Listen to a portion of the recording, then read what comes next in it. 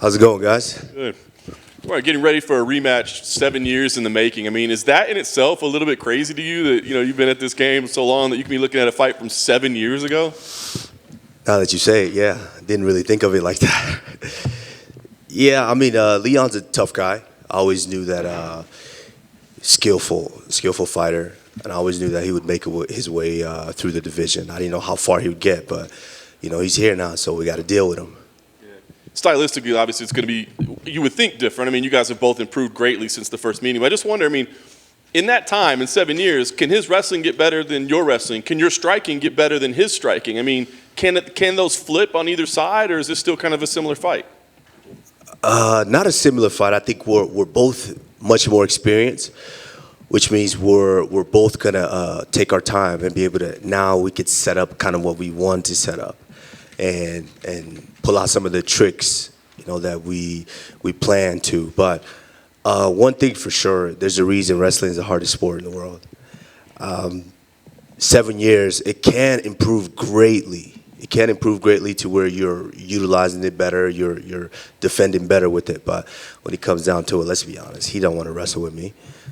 And it just doesn't matter. I've been doing this for almost over 20 years, and 7 years, yeah, it's not going to get better than mine. It's going to be effective, but it's not going to get better than mine.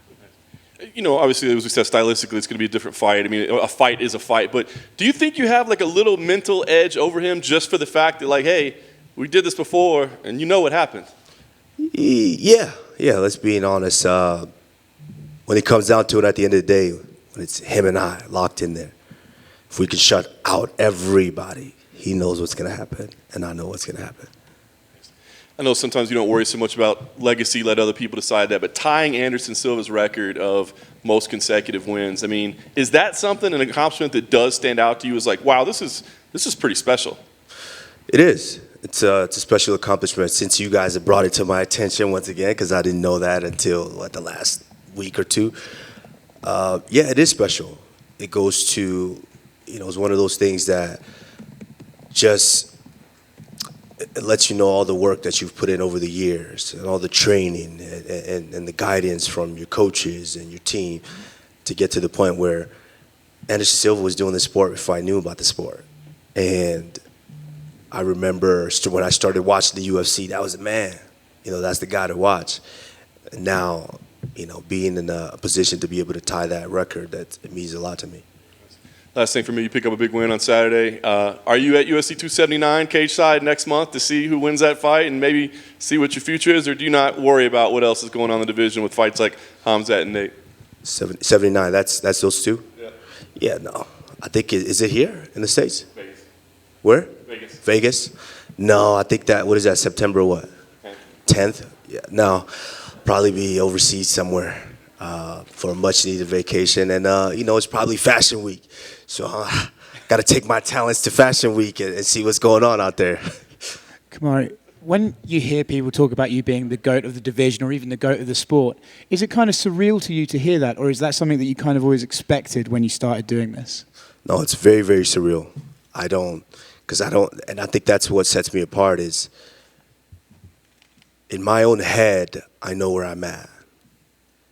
And it's never enough for me.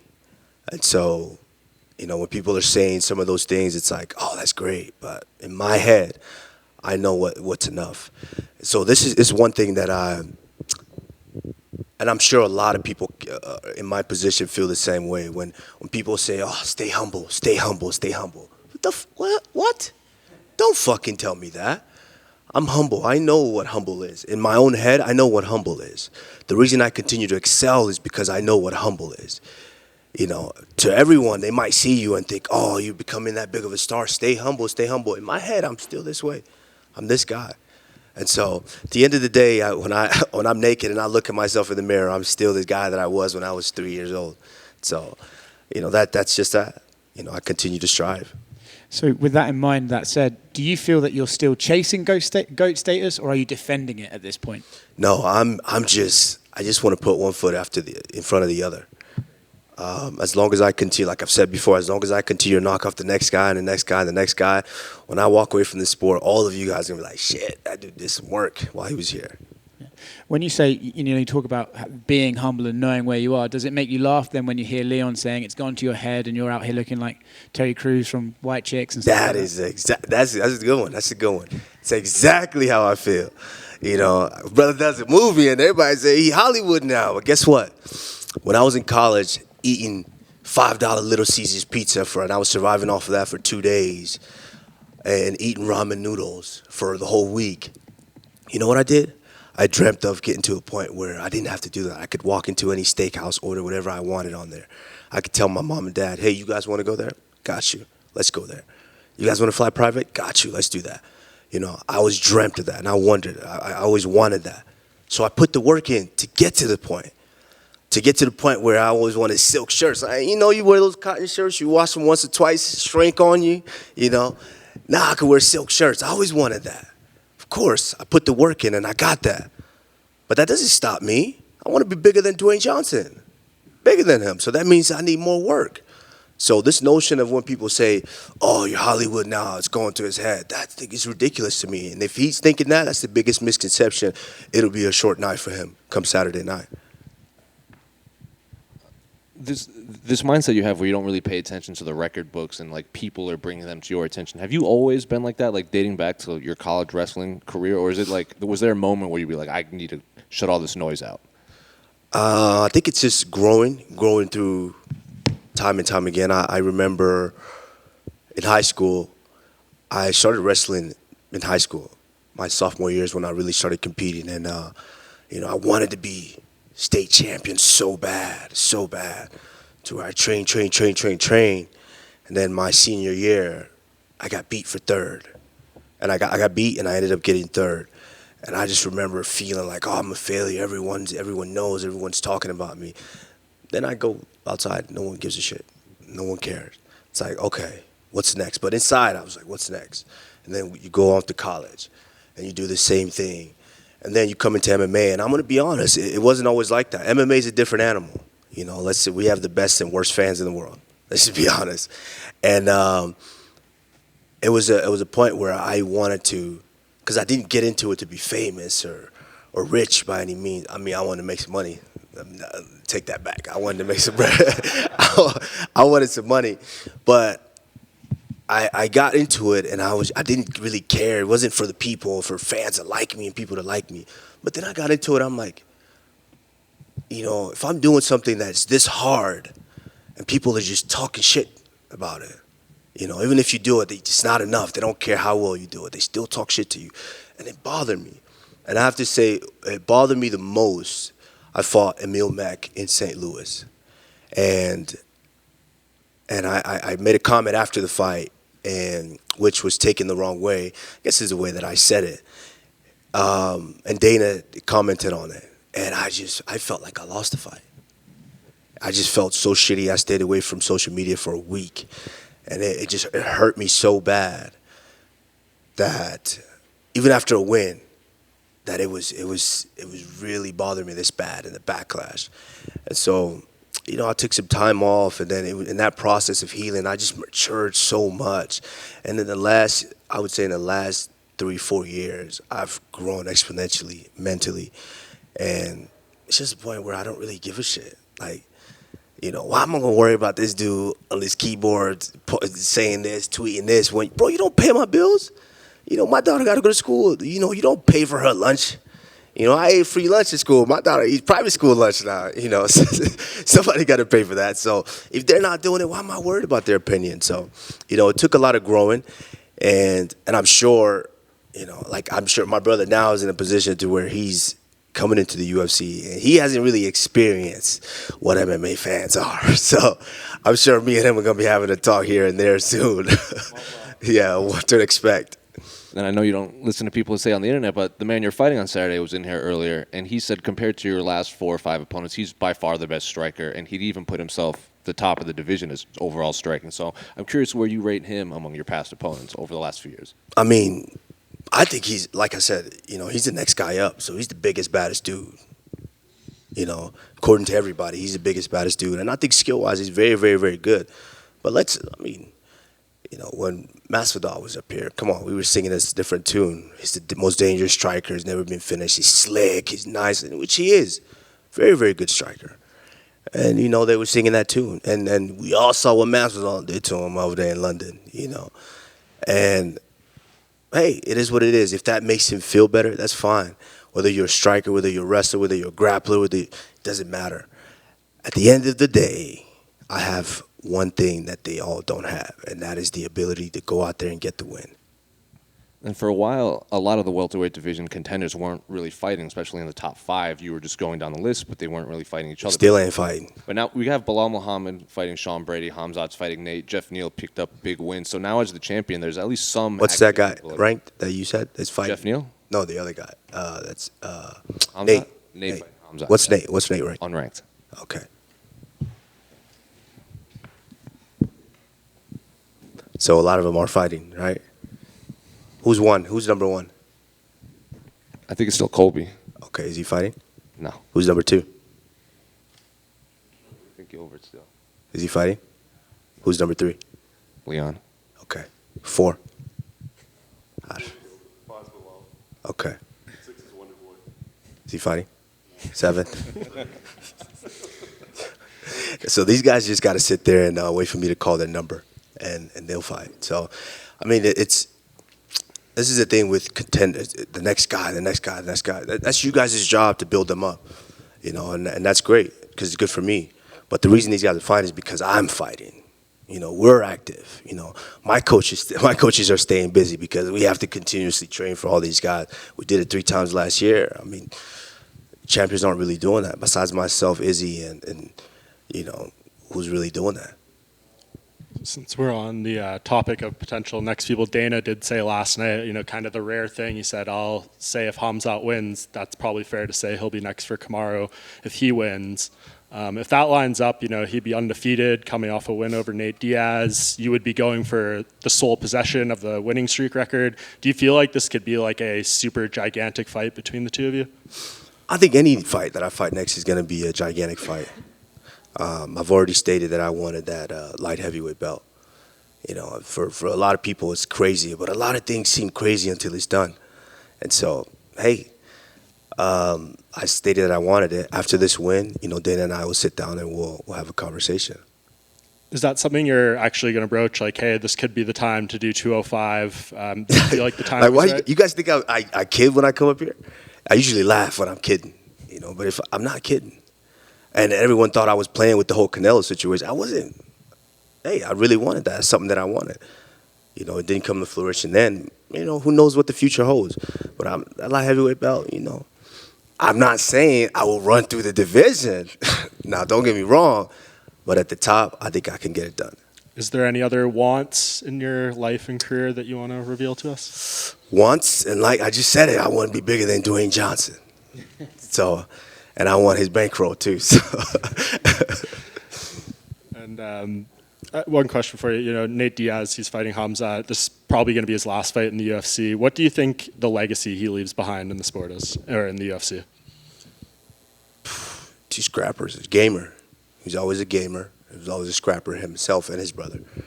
You know, I respect all everybody who's willing to get in here, to train and get in here and compete and have success. Like, I respect everyone, and I respect him and his brother. You know, unfortunately, we didn't get to, you know, step in there and duke it out together. But, you know, our full respect to them, and, you know, more power to him, and good luck with him and in his future career. And last thing from me, I know the time off has largely been due to the hand and stuff, but at the press conference for your last fight, you had that really powerful quote about wanting to spend time with your daughter and kind of, you know, attend that part of your life. How, you know, significant has that been during this time off, and how refreshed do you maybe feel due to, you know, spending that time with her? It's crazy. That's a good question. It's crazy because it's a double-edged sword. Because that's my world. I want to spend a ton of time with her. But while I'm home and I'm spending, I literally was a soccer dad. I'm telling you, I'm getting up at 6 a.m., getting her ready, dropping her off at school, and then, you know, I go train and come back and do a couple of things in the house. I'm kind of a clean freak, so I'm cleaning the house, do a couple of things. Then it's 2:30, time to go pick her up again, pick her up from school. Now it's her time. Got to drive her to tennis practice, then pick her up, make dinner, and all this. So I was pretty much doing that for a while. But after a while, it's like, damn, I'm kind of bored here. It's time to beat somebody up already. So, it's a double-edged sword. I miss her greatly. Now being in Denver, I miss her a lot, and she's getting to the point now where she's 8 going on 13. So, slick mouth, slick girl, but she's amazing, and one of the smartest girls ever. So, I can't wait till Sunday. And if most of you don't know, this is my favorite part about this whole thing. At first, when I started my career, was of course I wanted to compete, beat these guys. Yeah, that was great. But I have to be honest, my favorite part now, and I'm not kidding, I'm not selling no story. My favorite part is on Sunday, when I get to fly home with her. When we get into the house and we walk into our house, that is my favorite part right now about doing this sport. All this leading up, it's tough, it's hard, it's draining because I still got this weight to cut, and I still got to perform on Saturday. But on Sunday, after that victory, and we fly home and we walk into our house, it's a feeling that I live for now. Kamaru down here in front. You're speaking about 205, and I know that you said that we think that you're kidding because, I think it's because no one's ever done that before. It would be an unprecedented thing. What does that look like, and do you have a plan for it? Like, do you have like an idea of like, okay, I'm going to move up, I'm going to put on weight? Like, what does that look like? I need to put on the weight. Like, people don't understand what my death grip is like. So I get around you. I don't care whether you're heavyweight, 205. These guys understand where my strength is. But I'll leave that up to I have an idea of what I want to do in a fight. But I leave that up to my coaches. Trevor, what he can dial up. George, some of the tricks that they want to dial up, and Ben, and how we want to approach that. But I have an approach of how I want to fight those fights in my head, which usually comes out when everything else is failing in the fight. I just fuck it. I just go to however I want to fight it. I'm gonna fight it. I'm gonna try the coach's way. Yeah, I'm gonna try it. This is what y'all dialed up. I'm gonna do it. But if everything's failing, fuck it. Let's just go. Being bigger than The Rock, being bigger than Dwayne Johnson, how do you get there? What's the path there? I don't know. That's why I guess this is a journey of life, right? I don't know. I didn't know how to get here. I didn't know. I remember sitting in the apartment in Colorado Springs, and I watched Jon Jones win the light heavyweight title out of Shogun, and I was like, oh shit, I know Jon. I want to go do that. I think I want to do that sport. I had no idea what that roadmap's going to look like, and I don't have any idea what the roadmap's going to look like. But nowadays I'm around some people who have better insight on what that looks like. And, I'm starting to do a little acting now. So so hopefully one day we'll get there. And that's what I want to ask you about. What can you tell us about Black Panther? I can tell you it's different. Well, first and foremost, it's a different field. That acting ain't easy. It's a different field. Standing around for 14 hours a day, that's not easy at all. Newfound respect for all those actors, but I was just blessed to be able to be on set with some amazing actors and actresses. And it's we all watch movies and we see them act and we're like, I could do that. But then you get there, it's like, oh shit, this is harder than I thought. So a lot of respect for them. I think it's going to be an incredible movie. Director Ryan Coogler, an amazing director. And I think, you never know what they cut at the end. So hopefully my scenes stay in there. So fingers crossed. But if they cut it the way that they know how, I think it's going to be a fantastic movie. I think it's going to take you on an emotional roller coaster. But all in all, fantastic. Marvel don't usually miss, so we'll see. Thanks, man. Kamaru, All the DC fans don't come at me. Kamaru, just on that point, speaking of acting, did you see Dean Thomas's impersonation of you? I did see it. What'd you think? It's hilarious. He don't look quite like me, but it's hilarious. Come on, another one over here. You've mentioned that story of you seeing Jon win the title, and then that kind of inspired you to pursue this MMA. If he came back down to 205 and you were up there, is that a fighter that you would not want to fight just based on your friendship? Hey, we gotta chill with these scenarios now. Nah, Jon is Jon. He's big as hell. He's big as hell, which is why he can easily make that transition to light heavyweight. if the money's right, I'll try my luck, but Jon is great. Jon is a fantastic competitor, and definitely in that conversation is the best ever. Yeah. And on Saturday, there's also another Nigerian fighting. Anthony Joshua's fighting Usyk rematch. So I'm curious what you make of that fight. I know Joshua switched camps for this fight. I'm hoping, the preparation is there. Like I mentioned earlier, when we go into as fighters, we all have an idea of how we want to fight. But when we go into fights, there's a reason we have coaches and we trust in their opinion. And I think Joshua tried to do that the first fight, But if it's not working, fuck it, we got to fight. You bring out that Nigerian dog and you go out there and get the win somehow. So I'm hoping he has that mentality and that attitude. And if he does, we could see the belts come back to him. You mentioned your brother briefly the other night when he earned that contract. First, how proud of his accomplishment? How nerve-wracking, if there were any nerves for you? And what's the possibility in the future we see two Usmans holding belts up there? I mean, it's been first and foremost, it's been a while since I cornered someone. A few months. I think the last one really that I felt, Francis' fight was great. I think when Francis won the belt, it kind of felt like that. Sometimes you just get filled with so much adrenaline and so much joy to where I mess around and fuck my knee up trying to jump up there on that thing. So it's, you're just filled with so much joy. You just explode with all of that. And, I mean, it was a great and amazing feeling to see him get that success because he's been at this for a little while, just a little bit now, and he still has a long way to go. But, Francis as well is my brother, so... hopefully we are out of the sport before all these young guns start coming after us. So, we want to get in the sport, make the biggest splash ever, make our money, and walk away before some of these, time waits for no man. So when these young guns come up there and they try to challenge us, hopefully we out of the way. And lastly, as a guy that's never owned a silk shirt, you mentioned the cotton shrinks. Does the silk not shrink? It's nice. It's nice. You feel this on the skin, you never go back. But I still rock with the cotton though. So, cotton, whoever, fabric of our lives, So,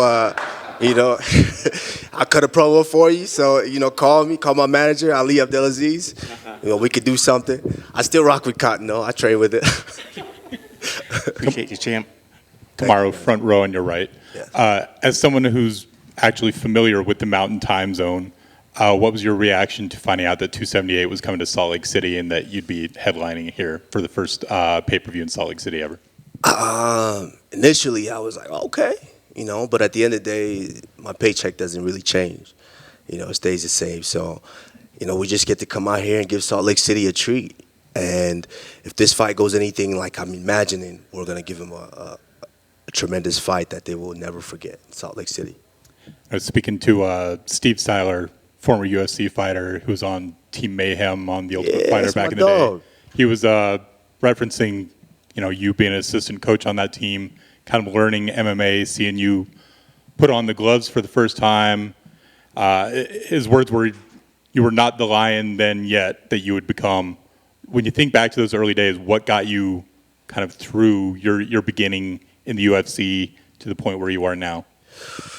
First of all, shout out to Steven Siler. I mean, tough kid, tough dude. I think we managed him at some point too, didn't we, Ali? Yes. Yeah, Steven Siler, good fighter, really, really good fighter. I always had the lion inside. The only thing was, it came out in different forms. If you ever see me in certain wrestling matches, I bring the dog out. But in MMA, it's a little different. You got to learn how to kind of hone that lion. It's kind of what we're about over in Denver at Onyx with Trevor. What hones you on the inside. The lion's always been in there. Just got to have to hone it and be able to be in a position and finding a way to bring it out when it's necessary. We saw in those, especially that first Covington fight. I was battling a lot physically and mentally going into that fight. But hey, when it calls for time to bring that dog and that lion out, I'm pretty good at finding them. Real quick, I just wanted to say we're super excited for this fight, given that it's our first big fight ever here in Salt Lake. What are your impressions so far of our city? I love the Midwest. I love the Salt Lake. Well, I guess Mountain Time. So, but you guys are close enough. Yeah. You guys that. But I love it here. I love it in Nebraska and Colorado.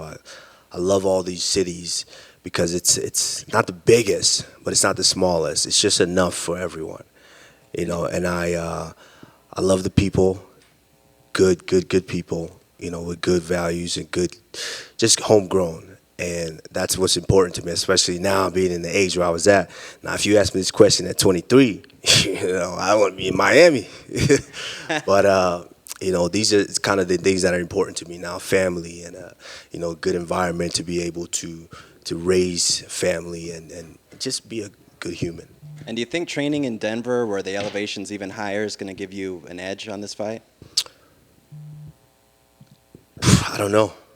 What gives me an edge is my will, and when push come to shove, and we start digging, both of us, we all know my shovel's bigger than everybody in the division. Thank you guys. Appreciate you all.